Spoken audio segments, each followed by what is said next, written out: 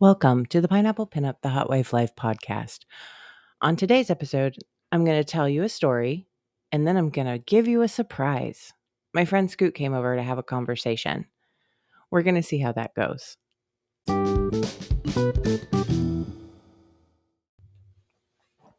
Today, I'd like to tell you a story about my friend Jeff. We met at a party. Well, actually, no, we met at my quote unquote, I don't know if it was my first. Again, this comes down to fog of memory. We met at a gangbang. He and I hit it off. We were meeting up at parties, and one day I decided that I wanted to meet up with him one-on-one. So we rented a hotel room halfway between he and we met up at this really nice hotel room, but it was spacious. It was a king bed with a desk and then like a living room. And that's going to become a factor. Trust me. So he shows up and we hang out and we're talking. And I love Jeff. He is awesome people. He is so sweet and so kind and so earnest. We were talking and then, because what we're there for, we stripped down and we started fucking. It was amazing. He was blowing my mind. He was giving me all the really, really like good orgasms.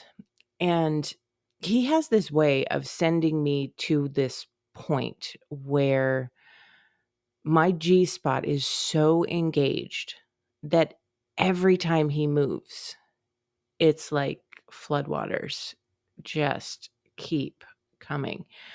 He is actually responsible for the 5-minute orgasm. He actually started that particular trend. And I think I told you all about that. So he is very, very good. And he and I are really, we have a lot of fun together. So he likes to giggle. But the problem we were having that particular day is that it is such a spacious room. We got there within minutes of each other, and the air conditioner had not had time to fully kick on to cool the actual room. We were expecting to be there for several hours and, have a good time, maybe order some food, maybe hydrate.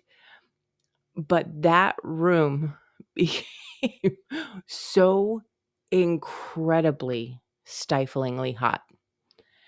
It became so oppressive with the heat that he and I were just like, okay, listen, we're going to have to tap. And I still feel bad about this to this day. He didn't get to come.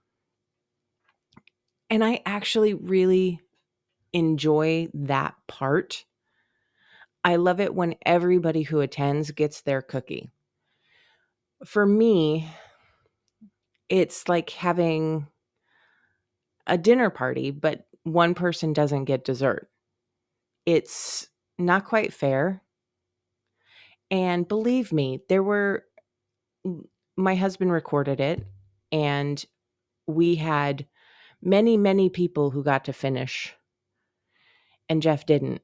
And that always feels so wrong to me. It's happened to me a couple of times where in a one-on-one situation, that like just something happens and we all have to tap out, and not everybody got to finish because there's still the expectation. I don't know what it's like to be a guy in that situation. Seriously, you are doing your best to prolong everything and giving this woman as much pleasure as she can possibly stand. and then you don't get to finish. I understand that from a female perspective where things get started and end very quickly. It's happened to me a lot of times where I'm sitting there, okay, kind of confused. But that is, I think, very, very different than the male experience, because the male experience is, I'm imagining, the longer you go, the more pride, the more self fulfillment you actually get from the endeavor. I don't know if coming is actually the goal for you in those situations. And that's something that I'd love to explore more. Can you guys reach out to me and let me know? What is it in those situations that you're actually going for? Is the orgasm important? What is it that you're getting out of a situation where she gets all kinds of pleasure and you kind of go home half hard? I mean, that's just my inquiry. That I don't actually know that he went home half hard. I don't know what happened, but I'd love to know. I'd love to know if you don't get to come. And believe me, there's a lot of guys at parties that I don't know if they ever come because their whole goal is to maintain stamina for as long as they can. And I'm not sure how many multi-comers are out there. So this is something I'd love to know more about. Anyway, hit me up. Let me know. And maybe I'll read your email or message on the air.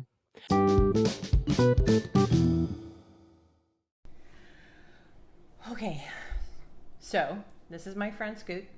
I've spoken about her before in the past, and we're going to have a conversation and see what of it will be salvageable. Hello, listeners. Okay, so Scoot and I actually met,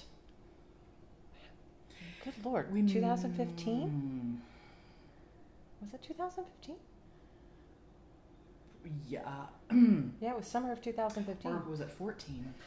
It might have been summer of 2014. Anyway, we've known each other for a very long time. She and I have been on similar and diametrically different kink journeys. Yes. Throughout our friendship. Mm-hmm. So why don't you tell us a little bit about how you got started in kink? Gosh, I'm trying to remember. I think it started by actually looking online for forums or websites that catered specifically to, a different style of dating, if you will. Yes, I get you. And that's how I came across FetLife. Okay. And was like, well, let's see what this is about. Mm-hmm. And dear Lord, I don't know what I was expecting, but it wasn't that. But it offered a lot of opportunities to explore things and an education and, a very quick learning curve. Mm-hmm. And a lot of experiences, both good and bad. That's true. Very. And so that's kind of how I dipped my toe, if you will. She was a toe dipper, in the pond of kink. All you listeners are probably very aware of her water references. So mine is a kink pond. And I met somebody on there who actually introduced me to Pineapple here. Aww. Little Miss Pinup. And it's been a shit show ever since. Okay, so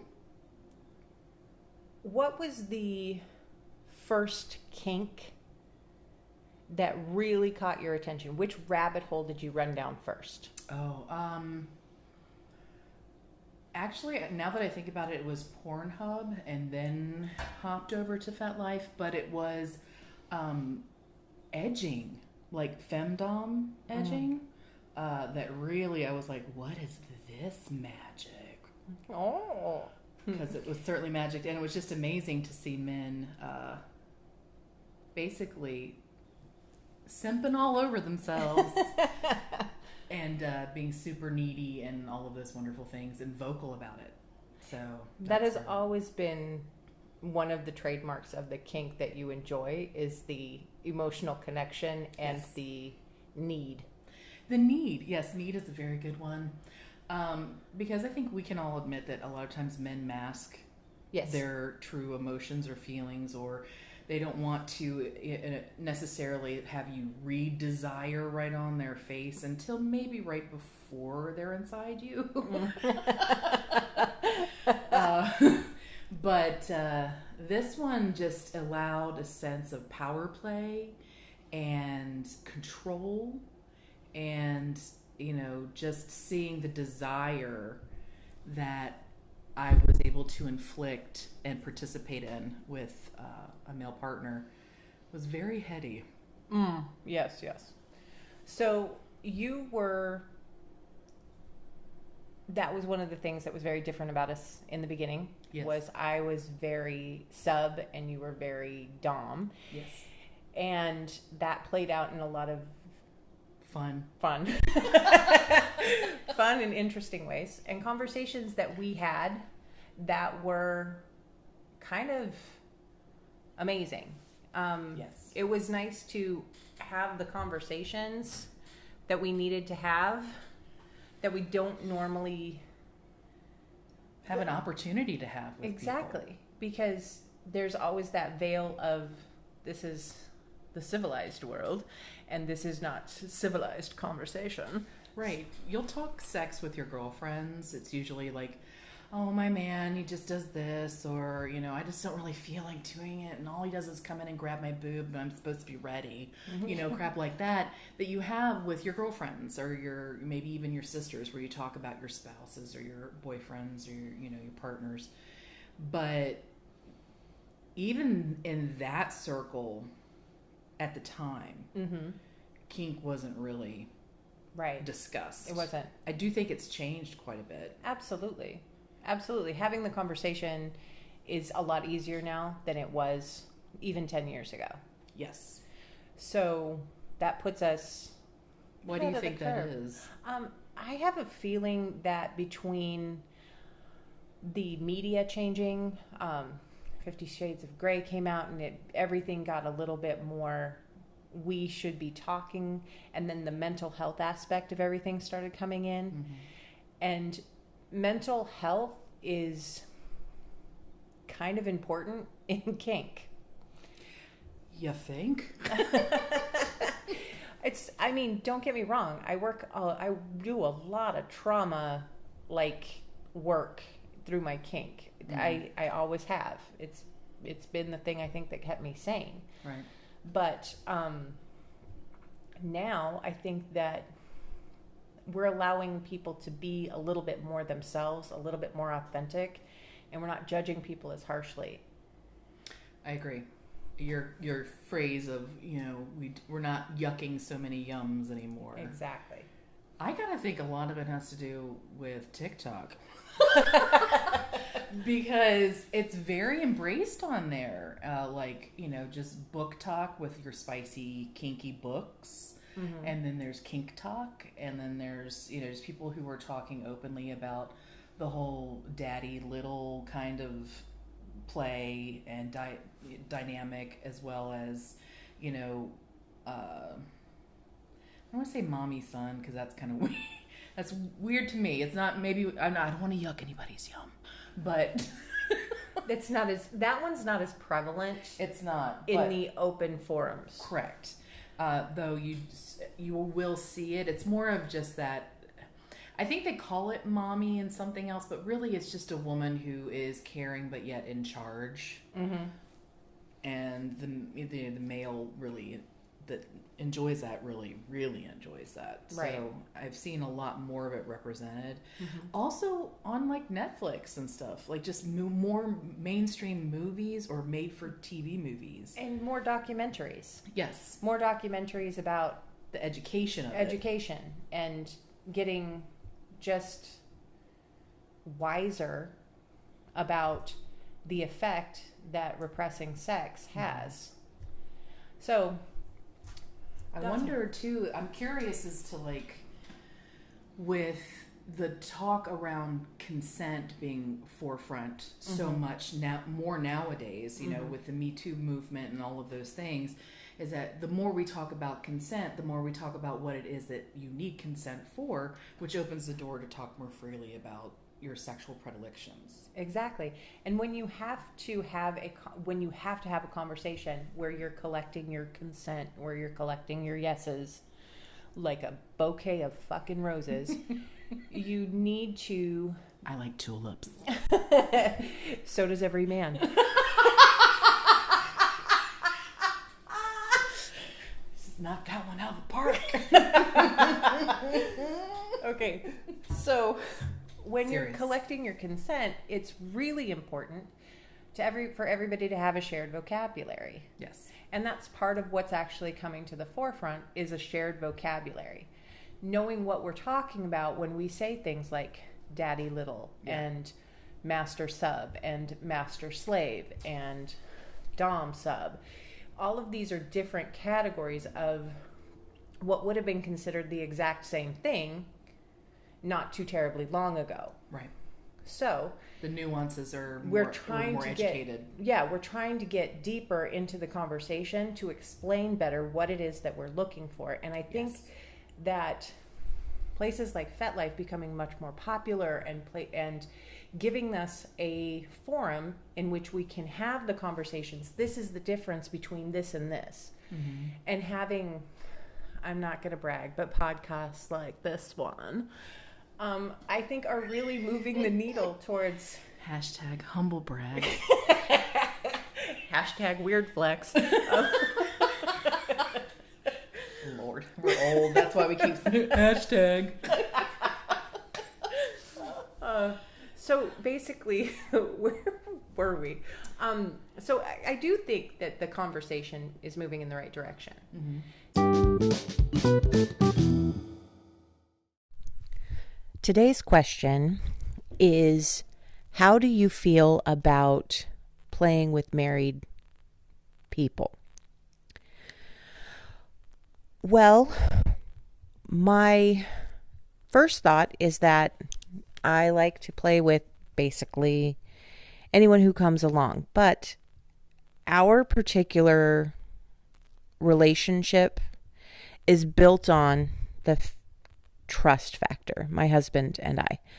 We have to have a lot of trust in one another, and therefore we don't do anything that's secret. So if we're playing with a married couple, all the parties have to be aware of it. It can't be an Ashley Madison situation. My husband and I are very, very strict about the fact that we do not play with solo male married men without knowing the wife is on board. It is one of the tenets of what we do. Now, people have often asked me, what does that entail when it comes to the parties? That's a not vetted situation. That's not something where I engaged this person, we set up a date, that kind of a thing. That person, it's sort of a don't ask, don't tell situation. If they are married, I'm assuming that they got permission to leave and go do something. But then again, that's not something I'm going to be able to control. When it comes to the play that my husband and I engage in and spend more time doing, We like to know that our partners are fully available or their wives are fully on board. We don't have that same. We try to keep our side of the street clean. We try to keep our karma clean because what we are trying to avoid by being in this lifestyle is cheating on one another. So we are grasping at this moral boundary to keep us from feeling like we are engaging in activity that we're trying to keep ourselves from crossing a line. And we can't really expect to keep ourselves drama free if we are adding to someone else's drama. I have been attacked for playing with people and it was false identification, whatever. But I have been attacked for playing with people who they assumed were married. And to my knowledge, they were not. But I can also be lied to. But my stance still comes from I don't want to play with married people. I ask people if they're married before we play. If they're lying to me, that's something that I know that it's going to happen occasionally. But karmically, I'm trying to keep the street swept. I'm trying to keep it tidy by avoiding drama in that capacity. So my husband and I are really adamant that we play with honesty and with all parties' permission.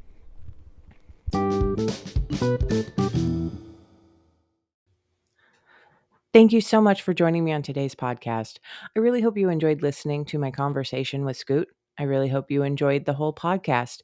If you have any questions, comments, or just want to give me a topic, please feel free to hit me up at pineapplepinuppod at gmail.com. That's pineapplepinuppod at gmail.com. I look forward to hearing from you.